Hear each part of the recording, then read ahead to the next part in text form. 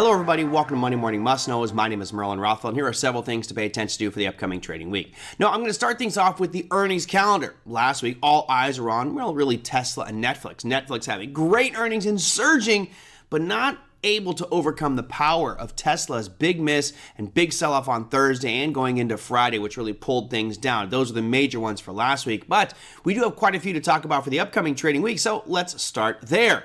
There are 974 companies to report earnings this week. On Monday, you can see we've got Cadence Design Systems and Brown & Company. On Tuesday, you've got Microsoft, Google or Alphabet, Visa, Coca-Cola, HSBC, Texas Instruments, and General Electric. Now, all eyes will be on Microsoft since it's the second heaviest component of the NASDAQ 100. And of course, Google is pretty heavy weighted as well.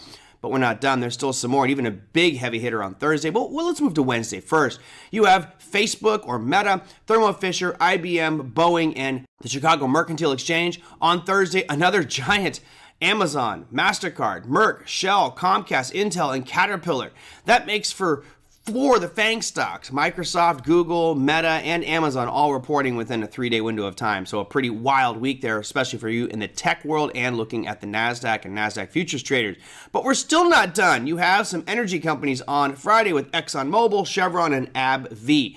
This makes for a pretty exciting week. Certainly, these will have big impacts on the way these markets move. And over the past couple of months, we've seen just general weakness overall in the broader markets, particularly the NASDAQ. And this may be that straw that breaks the camel's back if we don't continue to get good earnings from them. Of course, everybody seems to have lowered that earnings bar and is jumping over it at this moment in time. If you look at the earnings calendar, almost everybody's beating earnings. But all it takes is a big name like a Microsoft or a Google or Facebook or an Amazon to miss, and all of a sudden things could go down very, very quickly. All right.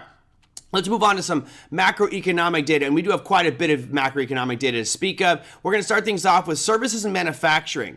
Now, this is going to happen for pretty much the global community. We start things off on Tuesday with France reporting at 3:15 a.m., followed closely by Germany at 3:30. Then you've got the EU at 4 a.m. You have England at 4:30 a.m. That's all Eastern time. And then we get the United States into the action. It's going to be at 9:45 a.m. Eastern time. We get our services and manufacturing numbers. And we're not done. You still have another announcement that day at 10 a.m. Eastern time. The Richmond Manufacturing Index will be coming out. This is important because we had the Empire State Manufacturing Index last week, as well as the Philly Fed Manufacturing Index. Both of those showing contraction, pessimism in those two regional areas with regards to manufacturing. So not a really good sign going forward.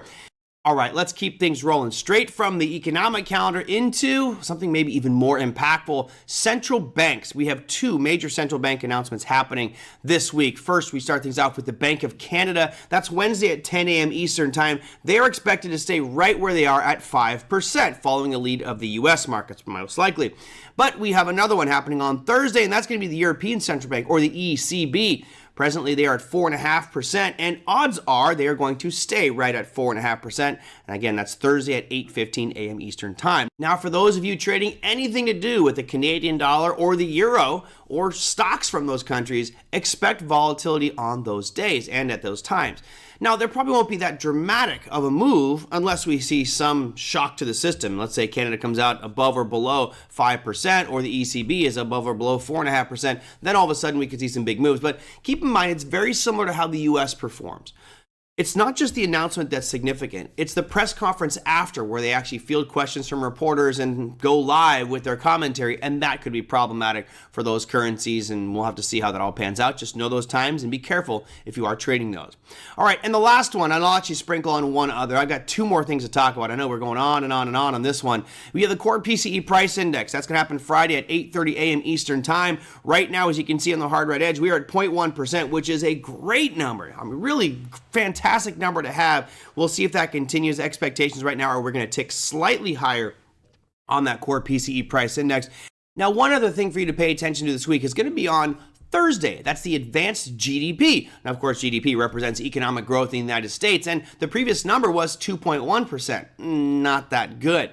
Expectations are right now, we're going to come out at 4.3. That's over doubling the current number that we have going for our advanced GDP number. So that will be on Thursday at 8:30 a.m. Eastern time. Make sure you pay attention to that one as well, my friends. We have so much to talk about for the upcoming trading week, but I do believe that all eyes will be on those earnings calendars on Tuesday, Wednesday, and Thursday with Google, Facebook, Meta, and Amazon. Take care, my friends. We'll see you next week.